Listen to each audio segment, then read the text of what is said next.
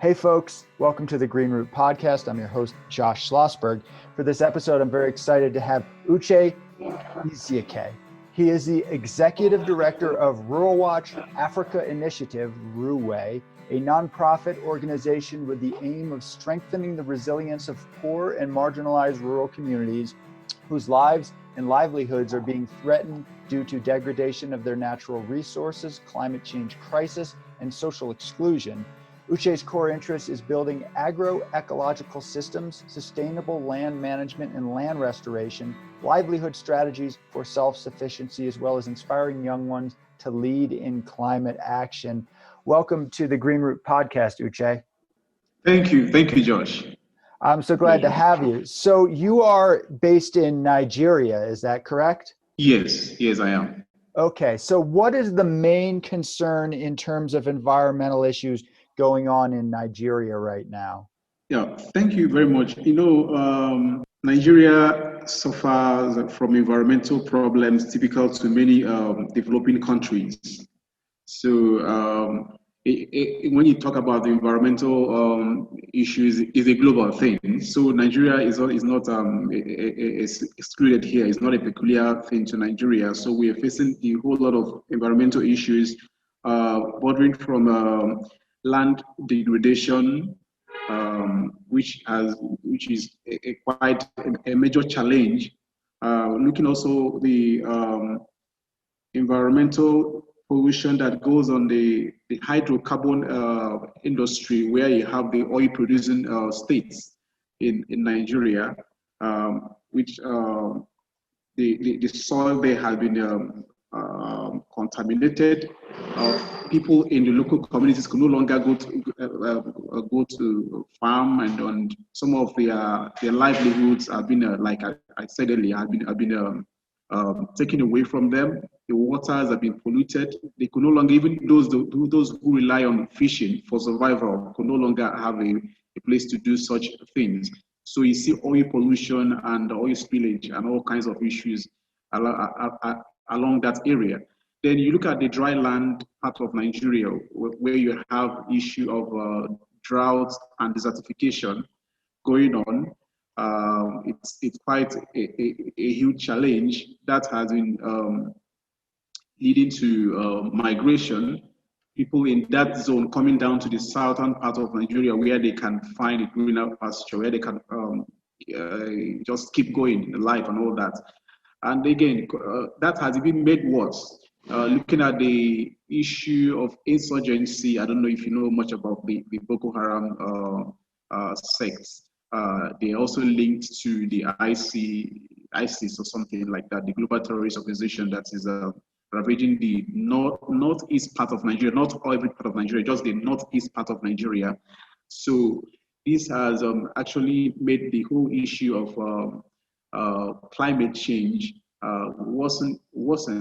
So at the end of the whole thing, the people at the rural communities, they was hit, they was affected by this whole thing. When you talk about the climate change, environmental degradation, and all whatnot, they are all tied to poverty. So that is why you see the poverty index of Nigeria keep getting worse. Even before now, I was going through a write-up, see that Nigeria has moved from poverty now to multidimensional poverty, kind of. So it's actually, like I said before, it's a global thing. But Nigeria, coupled with the low infrastructure you have here, and then you have the low capacity of these people that are vulnerable to tackle these issues. So it becomes now a major problem on lives and livelihoods of rural communities in Nigeria. Yeah, thank you. That's a really great summary. I know myself, I'm not very familiar with what's going on over there, and I think most Americans, unfortunately, are not. So really appreciate you laying out all of the issues there. And frankly, that does put things into perspective. Here in Colorado, where I live in the Rocky Mountains, our main concern is, our summers are a little bit warmer, whereas you're dealing with a lot more problems that are happening all at once. So that sounds very difficult. So I guess let's maybe start from the beginning a little bit in terms of you yourself, Uche. So how did you get involved with these sorts of issues?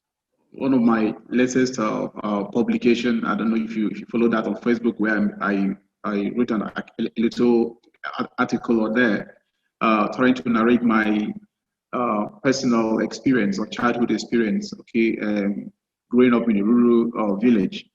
Um, you know, talking about environmental issues and climate change and the impact.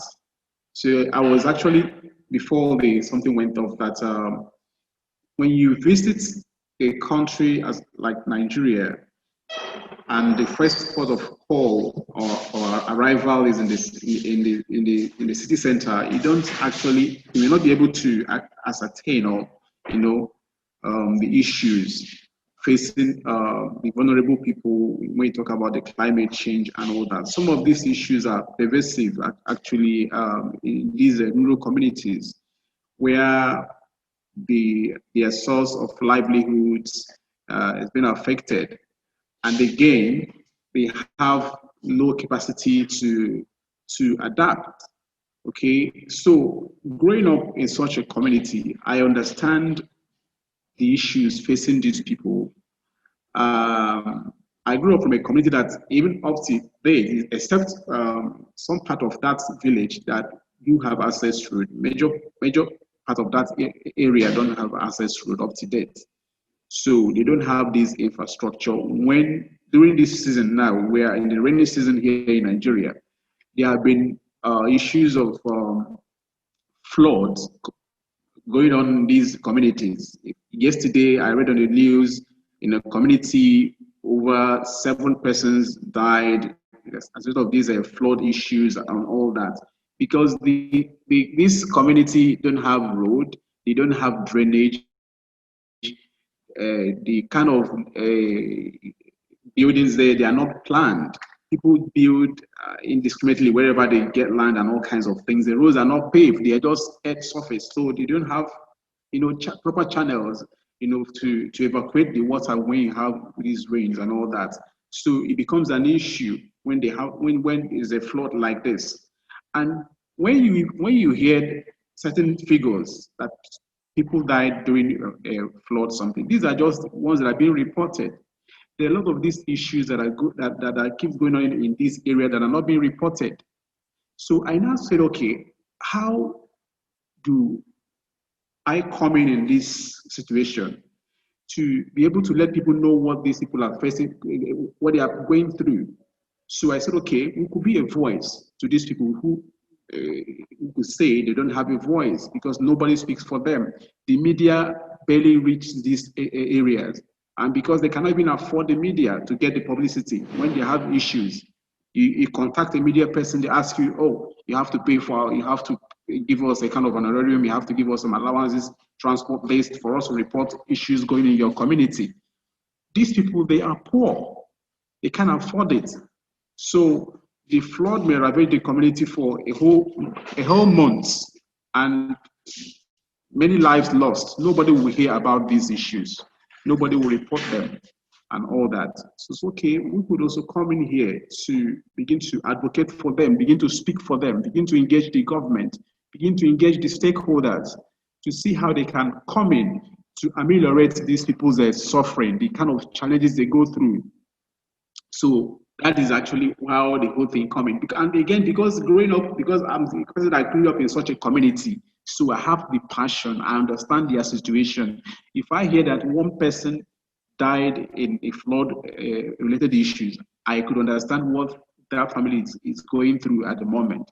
So from there, we begin to mobilize people, get community actually involved. Even for my own community, I have to also gather them that see, we have to get involved. In 2016, I got involved in a project called Stand Up to Be Counted. So it's actually to mobilize indigenous people to participate in their own developmental initiative and activities. So we use that platform. Actually, I was appointed to serve as the Director Media, Publicity and Strategy in that project. I also double as the Assistant Project Coordinator. So we began to engage the community, begin to market the whole idea the indigenous people, how they could get involved. That if you don't do it, nobody will do it for you. If you don't say, here I am, nobody will know that you've been here all the while. So you have to stand up to be counted. You have to stand up and speak for yourself. You have to stand up and begin to learn how to engage the political leaders, all right? The elected, those people you elected during elections. So you begin to speak on these issues. So using all kinds of media apparatus, using the social media and also the conventional media and direct engagement, I began to mobilize these people.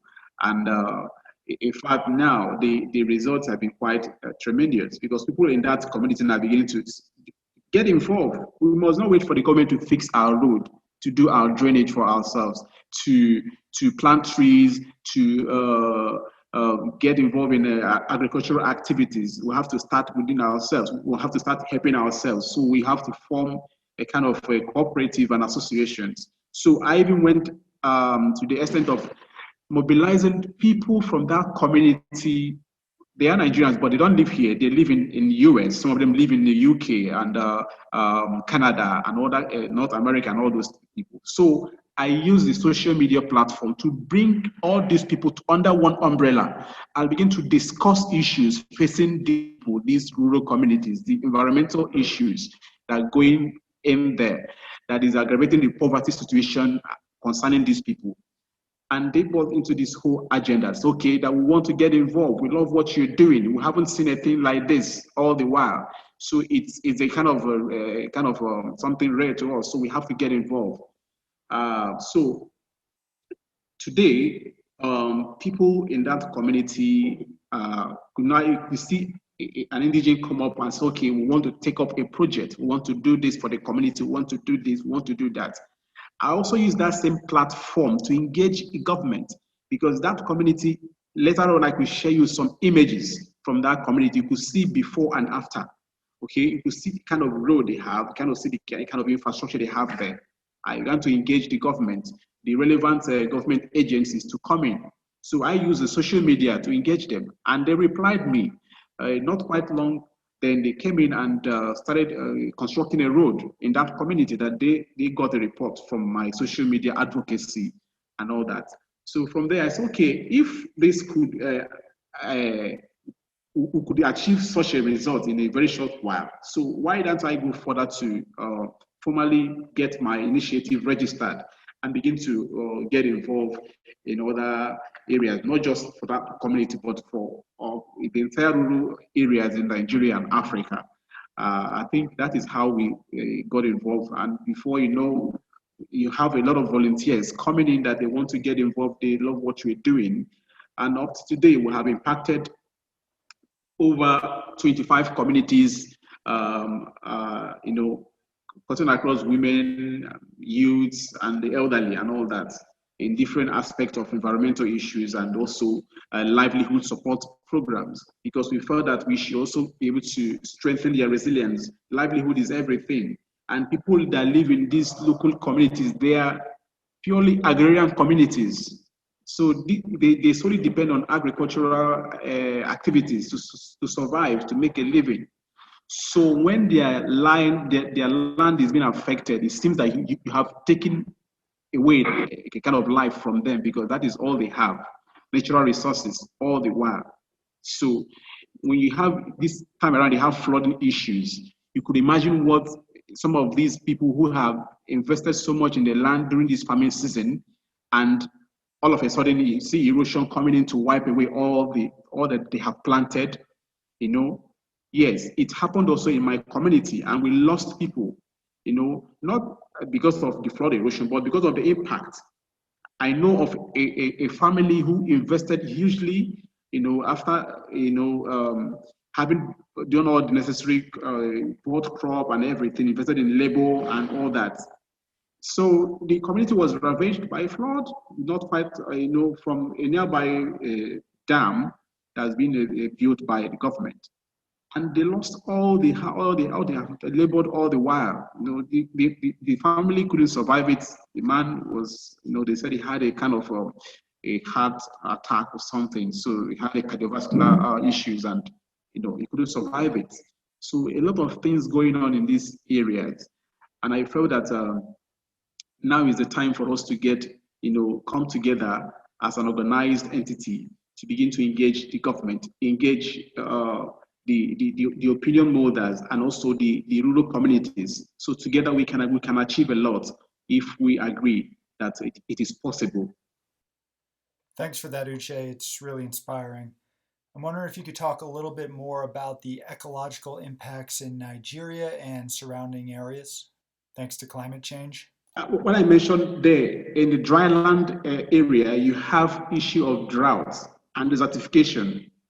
Okay, so you come into the southern part, you have what they call the gully erosion. Okay, so that's the kind of one you see happen here in the southern part. Then the upper part, you have issue of desertification and drought. So it's all how thing you have there in the south, you have an issue of gully erosion, right? Because of the kind of soil texture they have there and all those. So when it rains like this, the soil is being washed away. And sometimes you could see a major road being cut off. Some of these rural areas are being cut off. They can no longer, move from community A to the other point B and all that.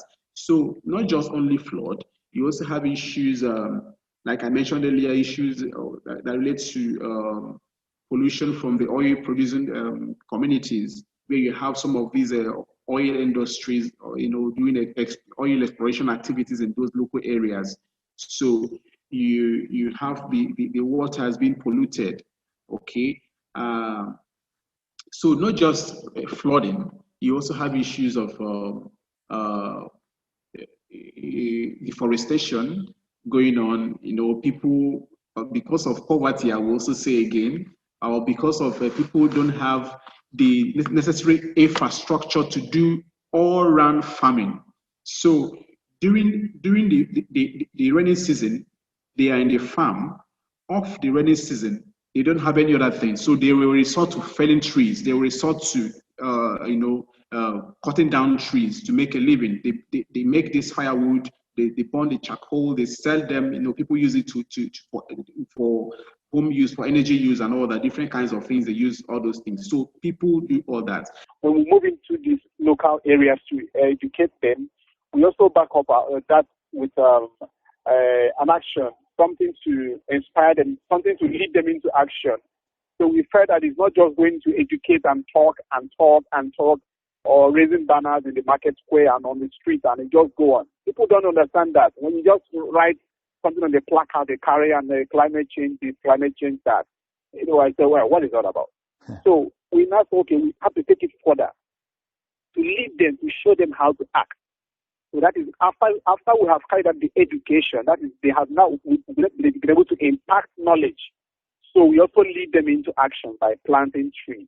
So we are moving into this area by giving them trees after the sensitization, after the awareness campaign. We give them trees to plant.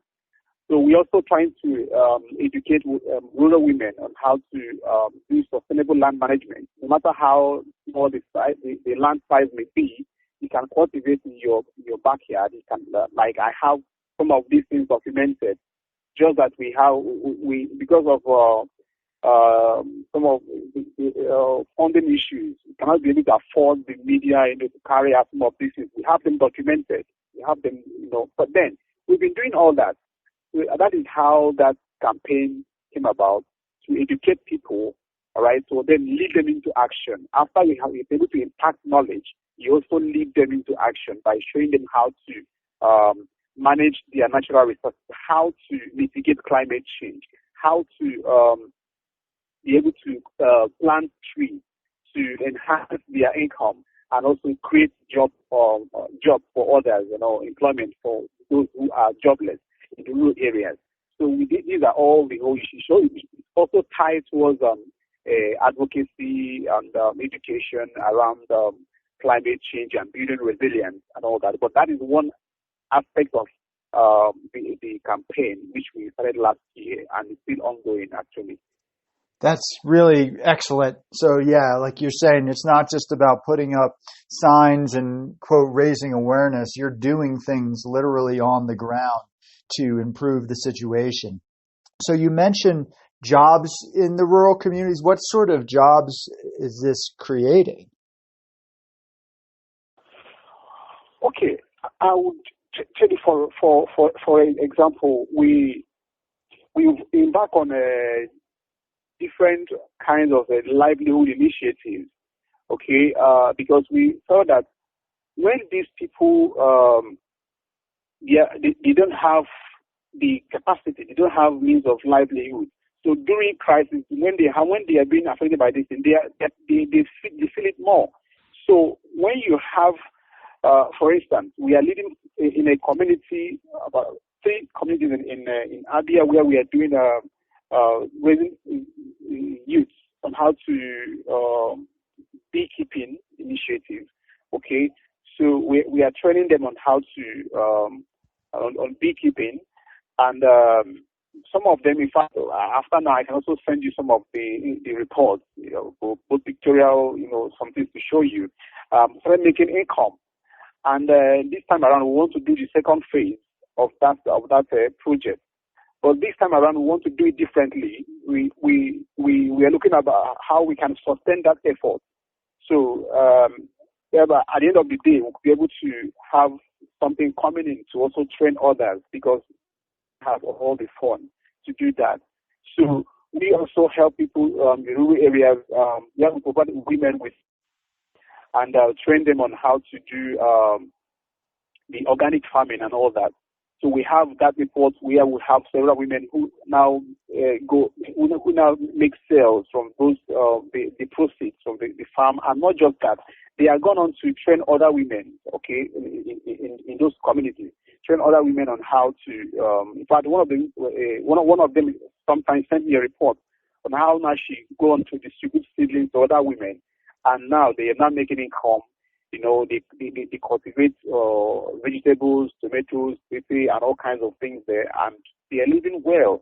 Then we've been able to also train women, over 500 rural women and schoolgirls and boys, on how on also livelihood skills.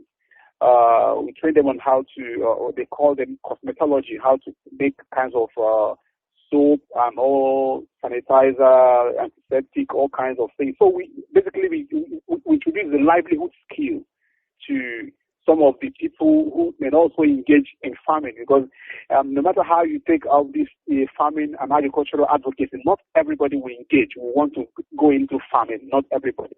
Mm-hmm. So if we have those who want to go into farming, we'll also encourage them, teach them how to do that, do agroforestry, sustainable land management, and they do. But then those who said, no, we don't have time for all that.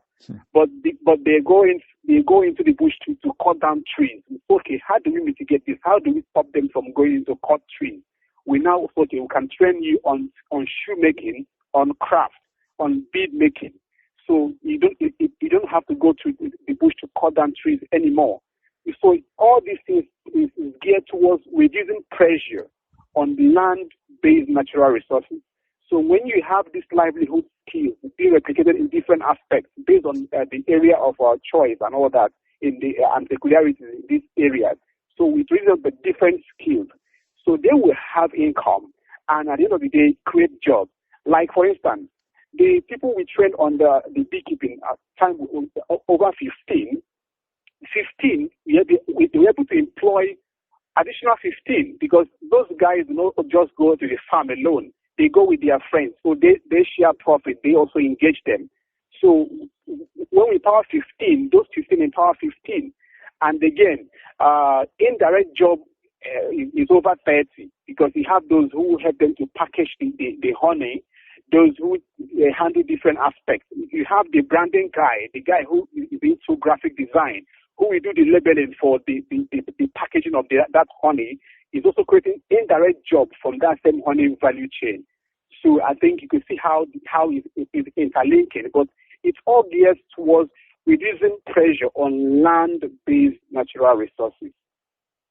Yeah, I think that's all really beautiful, because the situation isn't like it is, say, in other countries where it's these massive timber companies that come in and loot the forests for the direct profit and whatnot. in this case, this is people trying to survive, and it's not like you can say, hey, well, just stop doing that. So instead, what you're doing is you're providing them with other economic opportunities that don't degrade the land base. I think that's brilliant.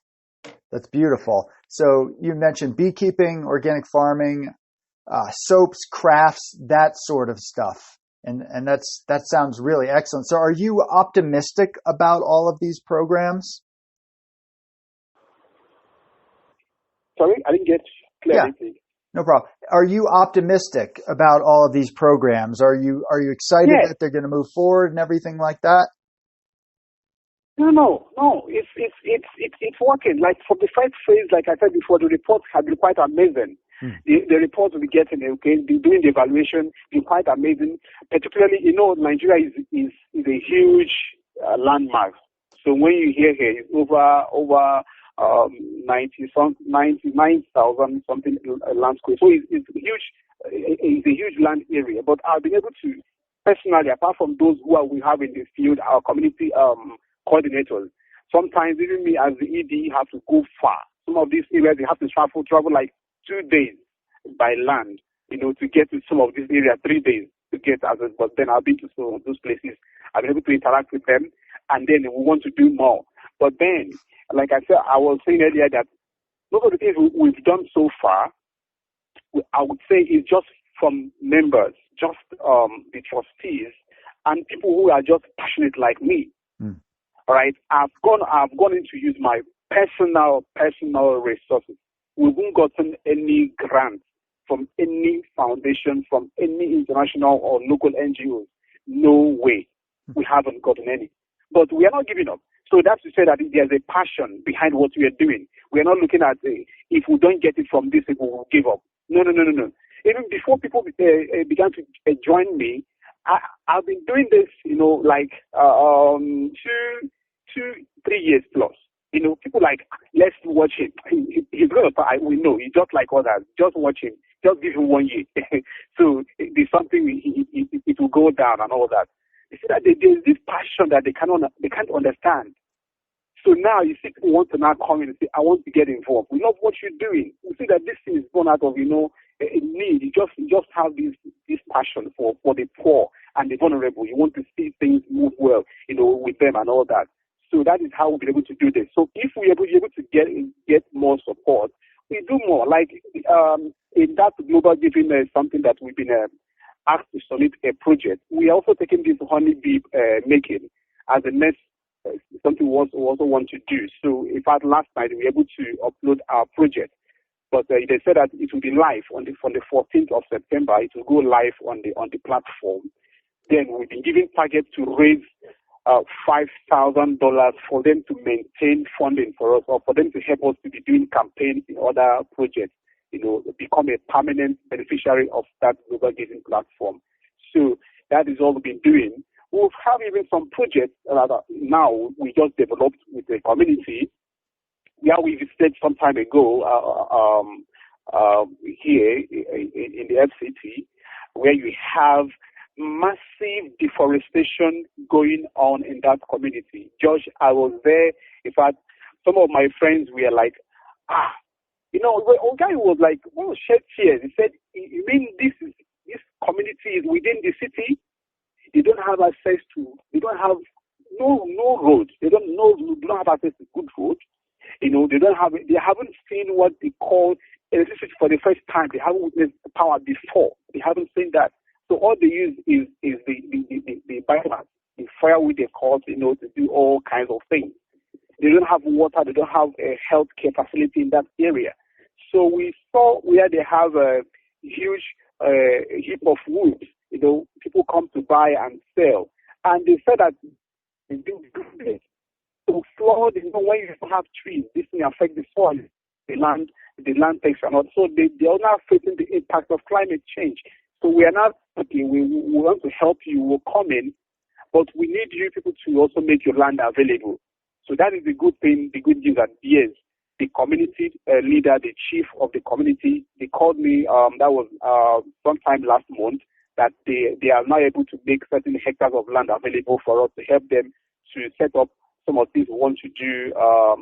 set up some agroforestry farming. They also have an orchard for the community. That will help them to generate income for the community when that starts yielding, and all kinds of things, and also do livelihood skills for the women and the youth in the community. So to answer your question, we are going on.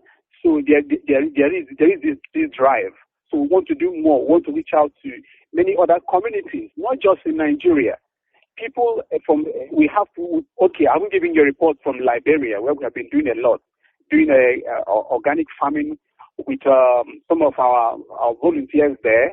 They've been doing that much, and then going to raise funds for orphanage homes and provide food. Some of those foods are being sold and used to feed those children, and also train some of the orphanages how to do organic farming in Liberia. Now I have a lot of calls from Kenya that they want to partner with us. They want to volunteer. But there's one thing I want to point out here. That is why when I make some write-ups, I said climate change fight or combating climate change is beyond carrying out blackouts, going to on the street or doing street shows just to attract $1 or $2 or pounds here and there from people, and then you run away. It's beyond that. So people just sometimes, they say, I want to volunteer, but deep down there in their mind, they don't want to volunteer. They want to get paid. They are coming in for them to get, they think that there's money.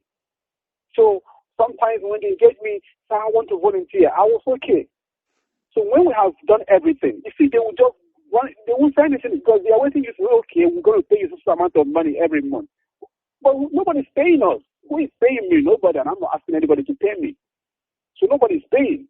I'm doing this from my own pocket, from my little savings. I'm doing this, and also the other volunteers and members who have been able to also mobilize funds just from their pocket. So these are some of the issues that we've been faced here. But you see, I keep going on to talk about this. Unfortunately, some of the real people who want to do the real thing, the real work like us, who are very close to the poor, the vulnerable communities, sometimes they are not being widely celebrated, sometimes even in the media or reported, or going to make up news, make up stories when they are not true.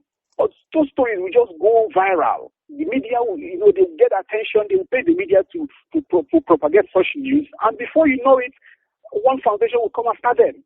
We know these things. I said, but this is not the way. This is not the way.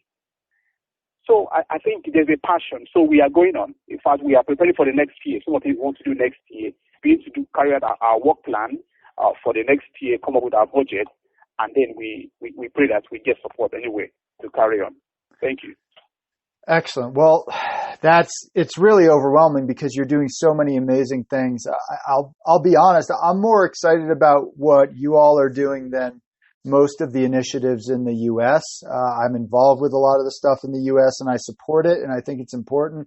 But you folks are on the front lines of this. You folks are doing some of the most meaningful work in the world. And all I know is that there are people who give lots of money every year to groups like the Sierra Club in the U.S. that frankly don't do much of anything. And a little bit of that money directed towards you folks would make a heck of a lot more of a difference. So I know you're not on here specifically to ask for money, but I would like to assist and encourage folks to make donations towards your organization if that's something that you're accepting. So if folks wanted to do that, would they go to that Giving Way website or check out you on Facebook, Rural Watch Africa Initiative on Facebook? What's the best way to do that? Yeah, that'll be fine. Okay. So I'll provide those links so folks can engage with that. And the thing is, you're not just doing the things that you mentioned, which is plenty, but your organization's also involved with something called the Rural Water Safety Project and the Rural School for Water Sanitation and Hygiene Project. So the first one, do you want to talk about that, or should I just read what that says? Yes, I can talk about that. Please do. I can talk about that. Yes. The rural water, in fact, the rural school project now is is going on in one of the states now. As we are speaking now, the project officer. In fact, that was why you saw I mentioned about people say they want to vote. When you approach them closely, they don't want to vote and say they want to get paid. Josh, maybe an episode I will share my real life experience. How when I left the university, I graduated from the university. I had no job. Here you do a kind of a 1 year, they call it youth service. That you do national youth service. It's a kind of internship you do for your country for a whole 1 year. You don't get paid. So I did that. You just get stipend. That stipend is no, it can't carry you anywhere. But out of that stipend, I was using it to do things for my community. In fact, when I finished that thing, I had a budget. One of the elites in the community saw the expenses. He said he want to tell the community to pay me back what I have spent.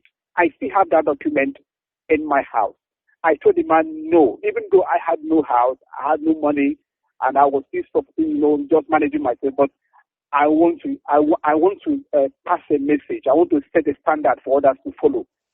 So I want to tell them that it is possible for us to use our skills, our talent, our resources, our connections, our friends, our pain to develop our community. So it must not be money. If you can talk, use your talking to develop your community. If you can write, use your writing skills to transform your community.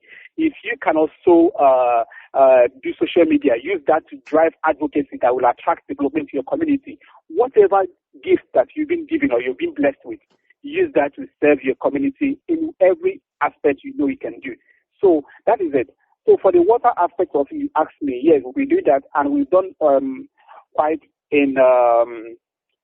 You don't know this terrain so well. We've done one in the northern part. We have done another in the southern part. Then the second one for the school, we were doing nice to help the people who are writing their exams to maintain sanitation while they are in school, because the national authority has set a protocol, the COVID-19 protocol for students. But some of these students don't have the money to meet up with some of these rules. These are people that their parents' livelihoods have been affected by climate change, and they recently made the worse by COVID-19. So how can they even afford to buy a nose mask? They can't afford to buy hand sanitizer. They can't afford to get soap and all that to maintain all kinds of things that they should do in school. So that is why we thought, okay, let's come in to help rural schools. Just few selected rural schools where we can afford. We're not just covering every area and all that.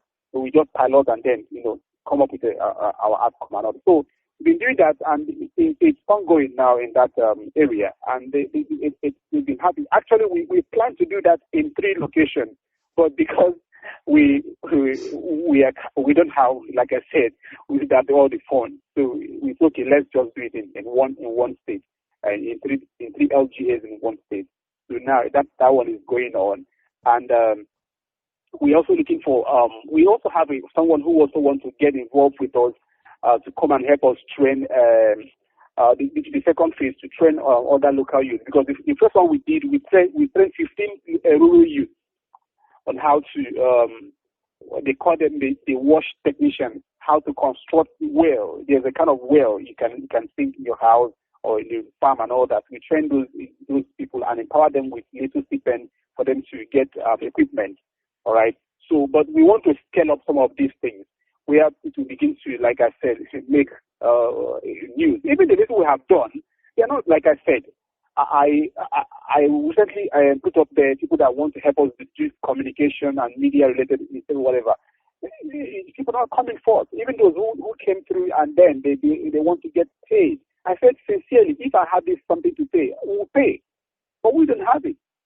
You know what it means that you, from your pocket, you just begin, and it's not enough for you. So my job, what I do for a living, has been affected by the COVID-19. I can imagine, but even I see that I still squeeze out something from the pocket, and the members and trustees, they are not rich. Some of them are just managing their life, but then they just are able to instill this passion in them. Some of them have followed me for 3 years. They did not make any comment. But when I said, come, I want you to be in the board, I want you to be in the, they could not just say, they said, please, you have done a lot. I have read, I have seen a lot. So they just want to get involved. But it's not enough. So if we have all it takes, the capacity and the resources, we can see. I know this is just me. It's passionately. I don't know how to document this whole thing. So if I'm able to document this, even if through a video or whatsoever, people could see and you can now imagine that. Oh, I think all you're saying could easily be seen on a platform. So I think that is all for the WASH project. Although we still have the ones we are programming for the next year. So we are all perfecting all that. And then we'll see if we could get people that will support us to carry out those projects. But whereby we are not giving up. Like I said before, we'll always look for a way to carry out the much we can do and also to do our advocacy on the rural areas and all that. That's really excellent. So that's the Rural School for Water, Sanitation, and Hygiene project. So that's the focus on maintaining that sanitation and hygiene in the midst of COVID, because here in the U.S., we're struggling for sure, but places that have less resources, it's like we're so focused on our own concerns here that we don't think about that folks are having some of the same concerns, sometimes even worse, places overseas. So that's extremely important. And the other project, if we could talk about it briefly and then we'll let you go, is the Rural Water Safety Project. So it says here over 60 million rural dwellers in Nigeria do not have access to quality drinking water. So what's involved with that project? Yes, that safety project is one of the projects I mentioned that we have done, one in the south and one in the north. You have 26. It's only 26% that have access to improved and quality water in Nigeria. Just less than 30%, 26.49%. They are just the ones that have access to quality and improved water. So the rest, you could just imagine, don't have access to quality and improved water. So you have thousands, if not that, overseas. I read from UNICEF, over 700,000 or so, because now I don't have my system on, die of water-related issues, from diarrhea and cholera, all kinds of things they call all those sicknesses, because they cannot maintain, they don't have quality water. You see people drinking from just mud water. I could send you pictures with what we got in the field. We captured them not knowing. It's not something arranged. People at times make up these pictures, position them and take pictures. Okay, walk through this part, we take a picture. No. We captured it without knowing. So I told my friend, take that boy. You see them gathering water and they want to drink such water. So we thought, okay, we can help them to purify some of this water where we can't even have money to sink borehole or sink a drainage. We do water harvesting and also come up with one of our volunteers a treatment method, how they can make the water become come to a standard where it's no longer harmful to them. So we have tested that project. It went on successfully. So now we want to take it further, like I said again, to try to do that in another community or scale it up. But sometimes these are, like I said, it's also tied to available resources. So we've done that. Yeah, we also do water harvesting, water purification, feed and all kinds of mechanisms we use to get them quality water. And then we sunk two in the north where we did one in the south. That is they call it well. So in fact, the what we want to do now is to take in these wells to nearby farms, so people can do irrigation, off-season farming. They will no longer have to depend on rain-fed agriculture, because these are some of the issues that are driving land degradation and the overconsumption of natural resources. Because during off-season, like I said before, when you don't have raining or years in place, so they move into the bush. begin to cut down trees, cut down that kind of thing, do hunting, some of these endangered species, they begin to move into use them to survive because it's a dry season. But it's okay if we can set up this mini irrigation system in the neighborhood. So they can still go on with the agricultural initiative. If the youth can also have other alternative skills, they will no longer have to go to hunt the animals or those endangered species and burn the firewood to sell and all kinds of things, because it's now the all year round busy period. The economy will be booming, and they will no longer feel the impact of climate change and environmental degradation, and all this whole effort we add to the global emission reduction framework or policy.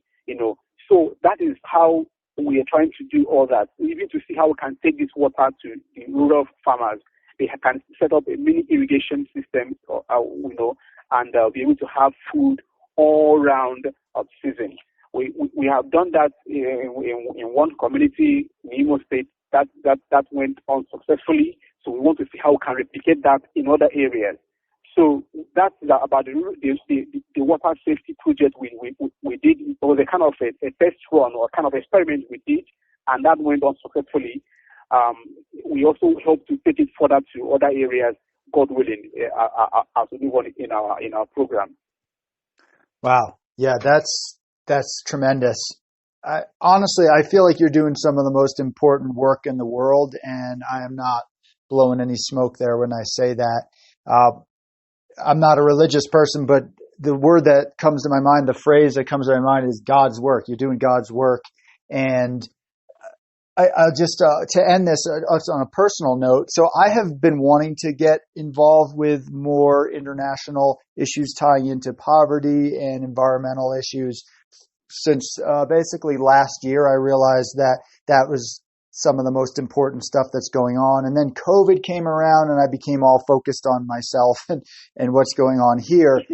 So I want to thank you for engaging with me on this, because this is something that is getting me inspired to engage on these issues I've been meaning to, and this is my opportunity to do so. So I definitely want to thank you with this. I intend to follow up with you more and to put the word out about what you're doing with your excellent organization. And so Rural Watch Africa Initiative, RUI. And folks, if you're listening to this is where it's at. This is where things are happening. This is where you get your most bang for your buck in terms of if you're going to donate some money. So if you're going to want to be engaged with stuff, if you care about climate change, if you care about human beings, if you care about the planet, I'll provide that link in the description of the podcast. But thank you again, Uche. Do you have anything else to say to the listeners of the Green Root podcast? Yes, Josh, I want to also thank you. Like I said earlier, that we need people like you and other, that to help us put out this information, what we've done or we've been doing, because I happen to come from a society where you see volunteering or voluntary ventures or initiatives are not, people like here, they are not known for such a thing. It's rare. You see few people coming in that have such a drive and passion. So when they see you doing that, they have two things. They will begin to wonder, what kind of human being is this? Or does it have any ulterior motive attached to this? Or is it coming to contest for election in the future? That is the only thing that could make people do good in this kind of society. You only have few that are genuinely, born out of, selfless initiative and effort, and they want to get involved. But majority doing that, they have something at the back of their mind. Okay, let me do this to mobilize crowd, to set a kind of a fake track record, so that when I want to get involved, to get into contest in an election and all that, I will use that to win election and all kinds of things. That's the only thing. So it's very rare. And that is why if we could talk about people volunteering for environmental poverty-related issues in Nigeria, blah, blah, blah, blah, blah, the people don't understand it. They don't want to get involved. People can only help you to give a little. When you were talking about humanitarian, they see somebody in a sick bed, they come to do a fundraising, which I also do. I also have what I call humanitarian efforts I've been doing, which are not part of ROI. That is just my personal initiative I do for people. But then, I want to thank you again for using your platform to let the world and let your listeners know what ROI is all about and all that. I will also make time to provide you with some details from documentary, from pictorial evidences and links and all that you can also use to carry out work. We need people, we need the media to help us to reel out what we've been doing out there. We don't have the funding capacity to attract some of these big media, even the local media here. We can't even afford them to buy some airtime to do all that. Because they've been able to, some so-called the big NGOs here, some of the things are being stage managed. So they stage manage one or two things and they propagate through the media. And once such a thing goes viral, that they begin to move on. Whether it is real, it's making the real impact or not. People don't want to know because they are not the popular brand. People got to know them. But I know the few ones that are doing the real work in the rural areas that are touching lives, that are changing people's destiny and stories. And we will not give up. Rural Watch Africa is just coming up, and we will keep doing this until we don't see the kind of poverty rating we've been given by the World Bank, from the poverty level to now to multi-dimensional poverty, over 80-something%. So we could see it's alarming. It's alarming. We are talking now and the light went off. We don't have stable power in Nigeria. But yet we give power to some other countries. So there are a whole lot of issues. It's interconnected. But I thank you again, Josh. I'm always available for that discussion anytime you want me to come on board on your podcast. So I thank you so much. Thank you. Thanks again for all that you're doing. Thanks for taking the time to talk to me. And we will definitely remain in touch. And here at the Green Root Podcast, we're going to do everything we can to get the word out about your organization. So thank you, and we'll talk soon. You're welcome. Bye-bye now. Bye. Thanks.